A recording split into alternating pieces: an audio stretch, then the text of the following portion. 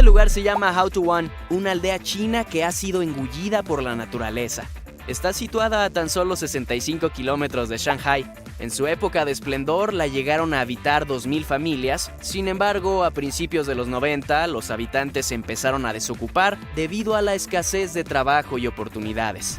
Él es Josh Harmon, un artista y baterista que se especializa en adaptar sonidos de películas y series, dándole su toque personal y único. Aquí lo puedes ver haciendo efectos de sonido para Ratatouille.